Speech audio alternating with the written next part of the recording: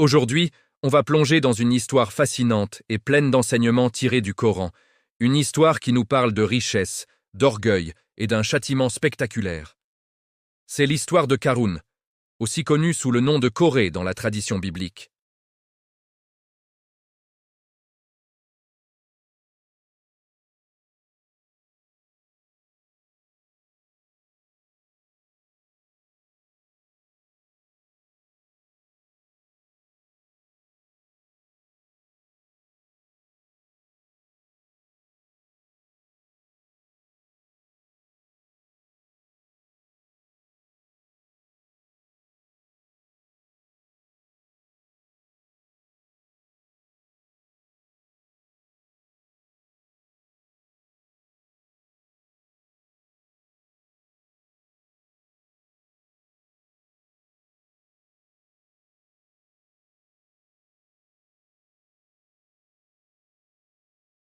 Il voyait sa richesse comme un signe de faveur divine.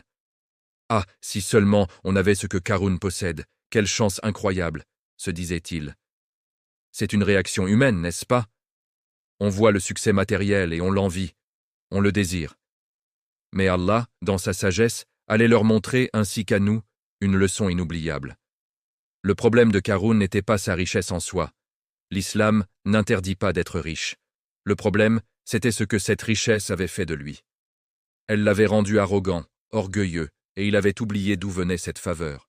Quand les gens pieux de son peuple, et peut-être même le prophète Moussa lui-même, lui ont conseillé de ne pas se réjouir avec insolence et de se rappeler qu'Allah n'aime pas les arrogants, que lui ont-ils dit? Ils lui ont dit « Cherche à travers ce qu'Allah t'a donné, la demeure dernière, et n'oublie pas ta part en cette vie. Et sois bienfaisant comme Allah a été bienfaisant envers toi, et ne recherche pas la corruption sur terre, car Allah n'aime pas les corrupteurs. » C'était un conseil en or. Il lui disait « Utilise cette richesse pour ton au-delà, fais le bien, sois reconnaissant, partage avec les autres, profite de la vie, mais n'oublie pas l'essentiel. » C'est un équilibre parfait que l'islam nous enseigne. Mais quelle a été la réponse de Qarûn? Il a ricané. Il a dit, avec toute l'arrogance dont il était capable, « Tout ce que j'ai, je ne l'ai obtenu que grâce à ma propre science, à mon propre savoir-faire. En d'autres termes, c'est moi et moi seul. »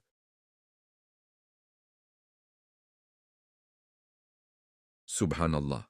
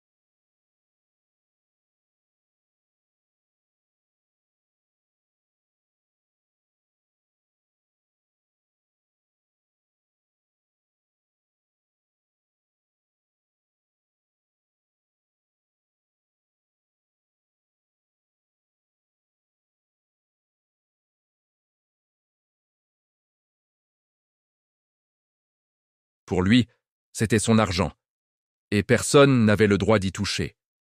Il a même, selon certaines traditions, comploté contre le prophète Moussa, essayant de salir sa réputation. Son orgueil était devenu sans limite.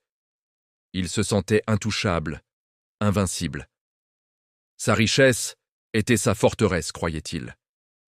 Mais aucune forteresse ne peut résister au commandement d'Allah. Et c'est là que le châtiment est arrivé, un châtiment à la hauteur de son orgueil.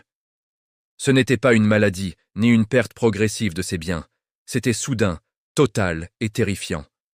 Allah nous dit dans le Coran, « Nous fîmes donc que la terre l'engloutit, lui et sa demeure. » Pouvez-vous visualiser cette scène? Au milieu de son faste, alors qu'il était peut-être en train de parader ou d'admirer ses trésors, la terre s'est ouverte sous ses pieds. Pas un simple tremblement de terre. La terre l'a littéralement avalé. Lui, sa maison, ses trésors, tout a été englouti. Imaginez la terreur de Karun à ce moment-là. Toute sa richesse ne pouvait rien pour lui. Tous ses gardes, ses serviteurs, ne pouvaient le sauver. Il n'eut aucun groupe pour le secourir contre Allah, et il ne put se secourir lui-même. En un instant, l'homme le plus riche et le plus puissant a été effacé de la surface de la terre, comme s'il n'avait jamais existé. Le spectacle a dû être absolument choquant pour les enfants d'Israël. Et la réaction de ceux qui, la veille encore, enviaient sa position est très révélatrice.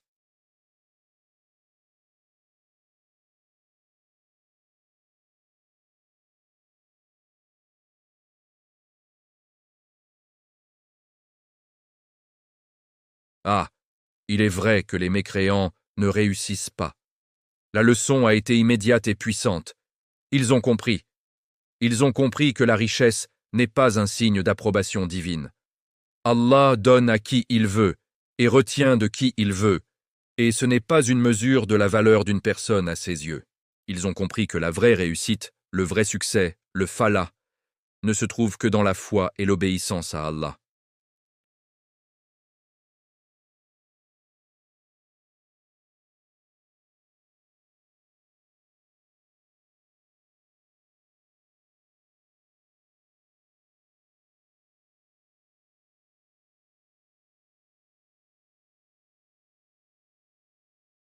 Les réseaux sociaux sont remplis de Karouns modernes qui exhibent leurs biens, leurs voitures de luxe, leurs voyages, et qui nous font croire que c'est ça, la réussite.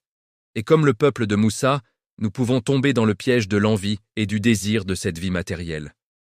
Mais l'histoire de Karoun est un avertissement puissant. Elle nous rappelle plusieurs leçons fondamentales. Premièrement, le danger de l'orgueil et de l'arrogance.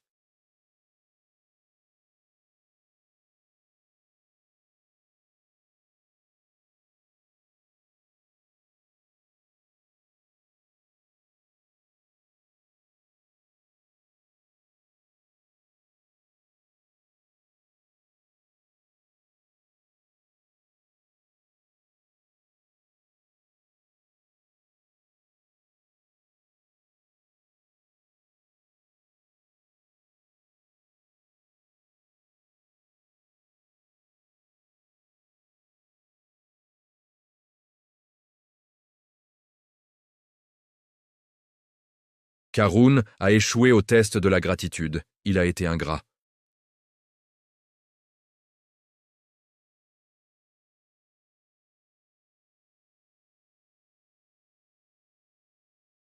C'est une responsabilité immense. Soit elle nous élève si on l'utilise pour le bien, soit elle nous détruit si elle nous rend arrogants et avares, comme elle a détruit Karoun. La vraie réussite n'est pas dans l'accumulation de biens dans ce monde éphémère. C'est dans l'accumulation de bonnes actions pour la vie éternelle. C'est ce que les gens de science disaient. La récompense d'Allah est meilleure. C'est un rappel de toujours garder nos priorités en ordre, l'au-delà avant l'ici-bas. Alors la prochaine fois que vous verrez quelqu'un exhiber sa richesse, souvenez-vous de Karoun. Ne l'enviez pas. Priez plutôt pour qu'Allah guide cette personne et qu'elle utilise sa richesse pour le bien.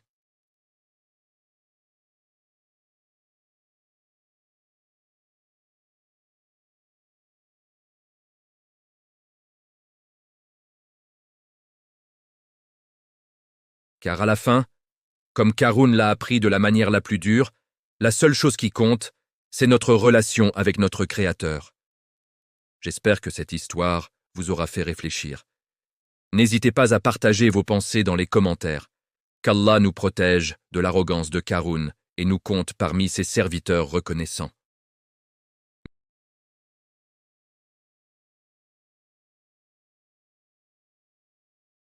Prenez soin de vous et à très bientôt, Inch'Allah. Salam alaikum.